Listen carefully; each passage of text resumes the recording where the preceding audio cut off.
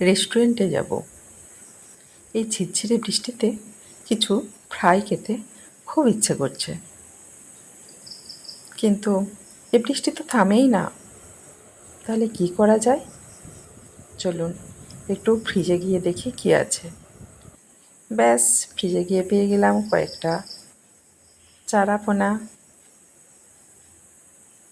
নমস্কার, আমি পারো চলে এসেছি আরও একটি নতুন ব্লগ নিয়ে। আমার নতুন ব্লগে আপনাদের সকলকে স্বাগত জানাই। হ্যাঁ, আমি আজ বানাতে চলেছি ফিশ ফ্রাই রেসিপি। তার জন্য আমি ফ্রিজ থেকে এই চারাপোনাগুলোকে বের করে নিয়ে রুম টেম্পারেচারে কিছুক্ষণ রেখে তারপর এতে নুন, হলুদ গুঁড়ো, জিরে গুঁড়ো, ধনে গুঁড়ো, তার সঙ্গে কিছুটা আদা, রসুন, কাঁচা লঙ্কার পেস্ট এবং কয়েকটা গোটা সর্ষের দানা, তার সঙ্গে আরও একটা জিনিস আমি অ্যাড করলাম, সেটা হলো লেবুর রস। এই লেবুর রসটা একটু বেশি পরিমাণেই লাগবে, যাতে এটাতে একটু টক টক ভাব আসে। আর আমি এই রেসিপিটার মধ্যে টমেটো ব্যবহার করব না। আসলে আমার বাড়িতে কয়েকজনের টমেটোতে একটু অ্যালার্জি আছে, তাই আমি টমেটো ব্যবহার করব না। আমি এখানে লেবুর রসটা একটু বেশি করে দিয়ে এই মাছগুলোকে ম্যারিনেট করে নিয়ে একটা পাত্রের মধ্যে তুলে নিচ্ছি।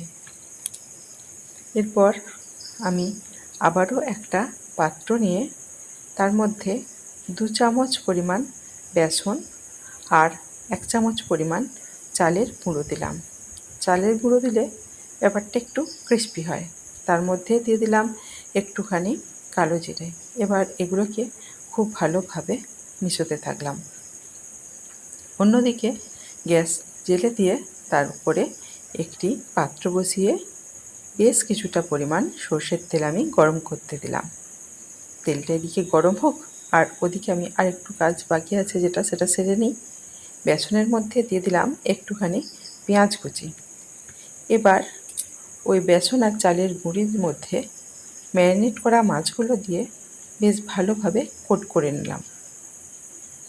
সবকটা মাছই আমি এখানে দিয়ে ভালোভাবে একটু কোট করে নিচ্ছি। কোট করা প্রায় হয়ে গেছে। এবার আমি গ্যাসের কাছে চলে এসেছি।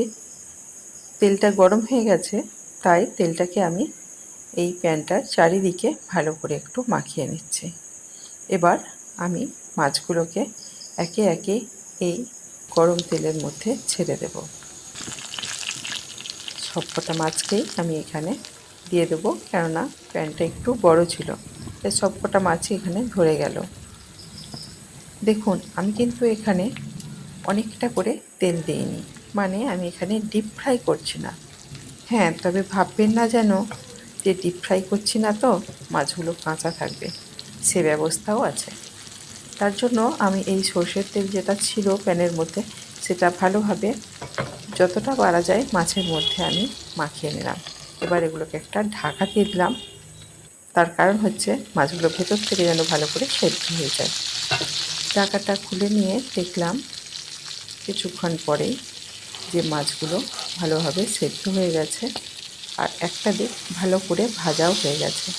এবার আমি দুটো খুন্তি নিয়ে আস্তে আস্তে করে মাছগুলোকে উল্টে দিচ্ছি। উল্টে দিয়ে মাছগুলোর অন্য দিকটা ভালোভাবে ভাজতে দিচ্ছি। তবে দেখবেন, যেহেতু মাছটা ডিপ ফ্রাই হচ্ছে না, খুব সাবধানে ধীরে সুস্থে এভাবে একটু উল্টে নেবেন। এবার আমি ওই মাছের ওপরেই দিয়ে দিচ্ছি আরও একটু কাঁচা সর্ষের তেল। এতে করে মাছের ভেতরে একটা সর্ষের তেলের ফ্লেভার ঢুকবে, আর মাছটা ওপর থেকেও বেশ তেল চুকচুক করবে জিনিসটার মধ্যে একটা। এবার আমি মাছগুলোকে ভেজে একে একে তুলে নিচ্ছি।